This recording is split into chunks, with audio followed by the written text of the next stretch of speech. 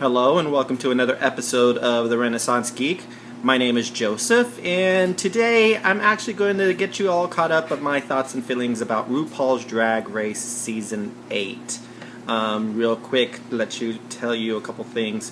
One, I've been watching RuPaul's Drag Race since the first season, back when it was horrible lighting and really, really bad sets.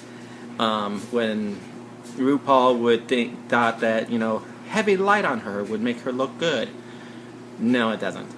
But I have a bit of a background with this show as well. I never tried out for it because I'm not a Grizzly Adams drag queen. I've been doing drag since 1996. Used to have a quarterly show in San Diego at the Hole. Then living here in Arizona, I had a monthly show at the Rainbow Cactus Saloon. That stopped 2 years ago. And now I just do drag every so often. But the reason why I'm bringing this up is because some of these queens over the years I've known. There was, I think, only 2 seasons, including this season, that I didn't know somebody on this show. It's not like I'm name dropping because I'm not going to mention a name or names, but it's neat to see somebody that you know on this show, because I was like, oh my gosh, I know that one. Oh my gosh. I remember when her and I started, because we both came from San Diego. We both started at the Brass Rail. We both were in the first first creation of the Dream Girls with Nicole and Hollywood and Norma. So, and I was involved with the Imperial Court of San Diego, so I know some of these other queens because of that. I was involved with one of the top-rated gay and lesbian magazines here in Arizona, so I know some of the queens. The only queen that came from Arizona, I actually know her and performed with her down in Tucson. So that's about as much as I'm going to do about name dropping. But it's always to get an interesting thing. I never tried out for RuPaul's Drag Race, and nor will I ever try out for RuPaul's Drag Race, for one big, huge reason. I am not a Grizzly Adams queen. I don't know how to sew. I don't know how to fix and do hair. I don't know how I do my makeup. I have a style. I used to do theater work back in the day, and my makeup is very theatrical. Not theatrical as in like kabuki or, over the top, but the best compliment I've ever gotten in my drag career is this woman came up to me after the show at Rainbow Cactus Saloon and said that I reminded her of her first girlfriend. So it shows that I look passable, not fishy. I'm not into fishy, and I don't look like anybody except for my mom or Shirley Bassey if I have short hair. But recently, I did a show back in January, and I didn't have contacts, so I wore glasses, and people said I looked like Celia Cruz. So maybe that's another person I could do. Lord knows I got drunk enough for that, but that's another story. So, back to RuPaul's Drag Race. It was interesting this season.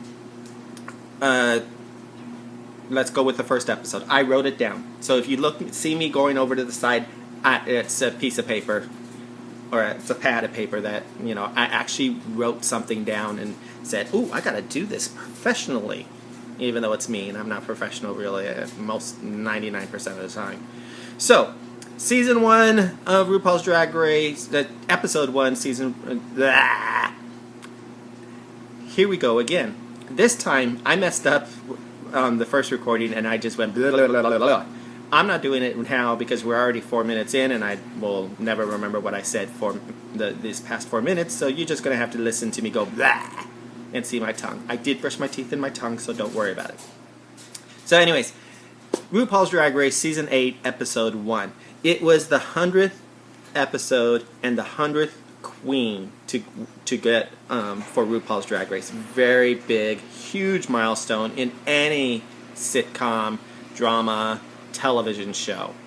It was a big to do, and after all the queens came in and you met them and knew them, they had each individual new queen had a photo shoot with all the past 6 winners. And I'm actually 7. The reason why I'm saying 7 and not 8 is because Bianca Del Rio was not there. Because she was actually filming her documentary that day that it came out. But she was there with the People magazine's photo shoot, but she was not there for RuPaul's Drag Race. So they had a clown, a guy dressed up as a clown, because she's known and she takes pride in the fact that she looks like a clown. Great to see all the previous winners. Raja still looks unbelievably gorgeous. Love Jinx. Everybody looked good. I did not recognize Tyra Sanchez, but that's actually a good thing because I don't follow her, but she still looked good.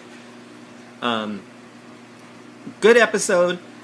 Let's see. The contestants had to recreate some of the iconic past challenges.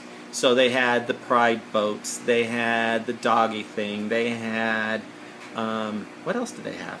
I wrote this down. The hair extravaganza. They had the Christmas one. So it was neat to see what their take would have been. They had the zombie apocalypse. So it was interesting to see. By the way, if you hear I'm doing laundry, unfortunately, one of the cats got sick on the rug, so I needed to do it. So if you hear that in the background, I apologize. Normally, I like to film this when it's quiet, but this really needed to be done because, of course, it's the front rug. So, hey, that's what they do. They get sick. Cats do that, and they always find the most perfect place to do it. So, I apologize for the noise. That will show up every so often. So who do I think? Well, let's go on, and I'll tell you.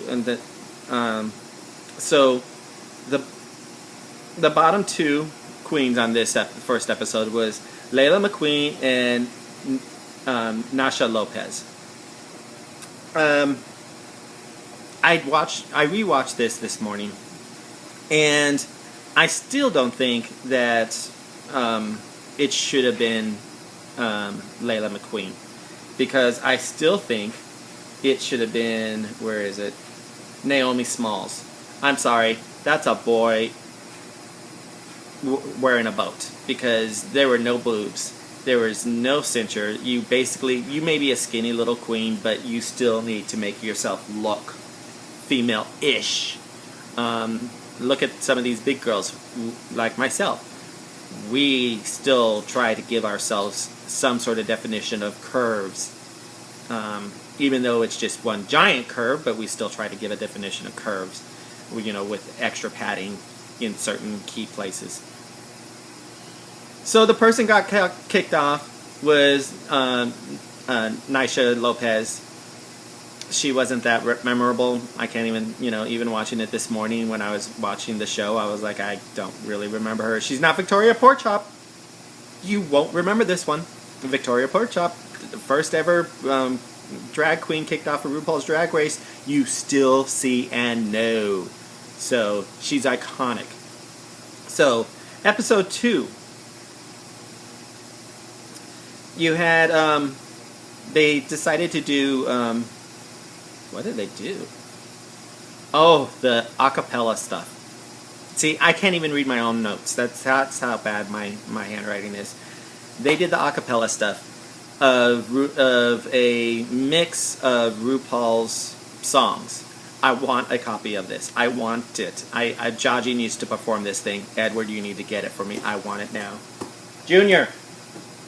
She's scratching boxes. Because that's what she does. But anyways, so it was great. I loved it. I wanted to do the song. It was hilarious. The bottom 2 queens were Dax ! Which, okay, and Layla McQueen. And for the second time ever in RuPaul's drag history, both queens were kicked off. Do I agree with it? Yes. I do. That was really, really boring, and I called it right before before RuPaul said it. I was not impressed with either queen during the Lip Sync for Your Life. This is Lip Sync for Your Flipping Life. You need to bring it. If there was ever a time you could sleep through the whole thing, like another queen in, season, I think it was season 6. Alyssa Edwards, she just basically slept through the whole thing until she had to perform, and then she came alive and just brought it down. Neither one of these queens brought it down. I was bored halfway through, so I'm sure it was even worse seeing it live being taped. So at the end of that episode, it was interesting. The whole social media world went ballistic because RuPaul gets on her cell phone and calls who knows who it is, and said, "I just kicked off 2 queens. I want you back. Can you make it? Can you get here?" And for a week, we had to wait. We had to figure out, was it going to be Victoria Porkchop to come back? Was it going to be Tammy Brown? Was it going to be Pandora Box? Was it going to be Manila Luzon? Is it going to be the dreaded Shangela? Who was it going to be? It was, in episode 3, which we found out, was Nasha Lopez.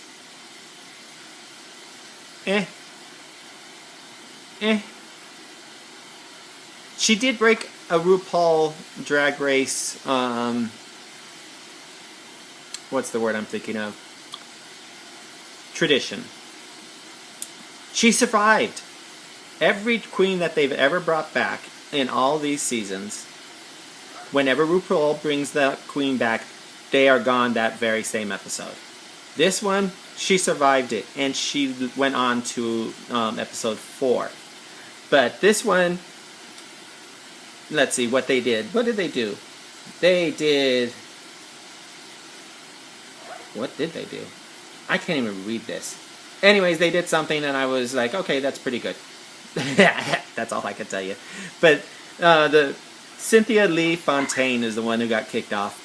I didn't even write what they did, and that's pretty sad because I think everybody was just so freaked out about Nasha coming back, or Naisha, or Nushu, or Gulu.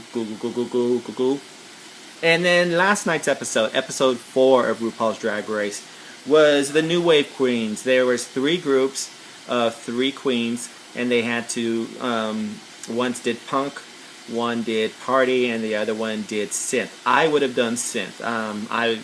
Back in the 80s, I was all about the synth because, hey, Prince fan. So I would have pushed for synth. They had to write their own words, write their own lyrics, I should say. And it was an enjoyable one. Bob the drag queen, yeah, I know you're stressed, and I know all of us get this, and unfortunately Lucian got your wrath, but you know what? Be glad you did a good job on stage, because you are going to be gone, or at least the bottom 2. Because the way you just talked to a guest judge was just wrong. The one who got kicked off was Nasha Lopez. Hi, Rodney Bird. That's our parrot, Rodney. So she lasted I guess you could say an episode and a half after being brought back. So, hey, good for you. You broke the curse. That's the word I was going to say. The RuPaul drag queen, bring back curse. So, next week is the episode everybody's looking for, because we are down to 8 queens. That means it's Snatch Game. So I'm interested to see who does what. So who do I think is going to win this? I honestly don't know. Who do I want to win it? I would love Kim Chi to win this thing. I am a huge fan of Kim Chi's. I love her makeup. I love the fact that she comes from the cosplay thing, because geek here, and I go to the Comic Cons. I go to Phoenix and Tucson and San Diego. So I would love a cosplay girl to win. I was a fan of Bob the drag queen until you saw his attitude. I was a fan of Thorgy, but I'm not a fan of Thorgy because, hey, you don't need to know everything. Acid Betty is just too vindictive for me, but, hey, it's a drag queen. What do you expect? So that's my quick thing for RuPaul's Drag Race. I promise you I will keep this up and talk to you about it. Have any questions or comments? Leave them here, and we will see you. I will probably... This weekend is Gay Pride, so I don't know if I could do something beforehand. I don't know. For sure, you'll see me after Gay Pride, probably in some sort of comatose freaking out thing. But we'll see. Have a good day. Bye-bye.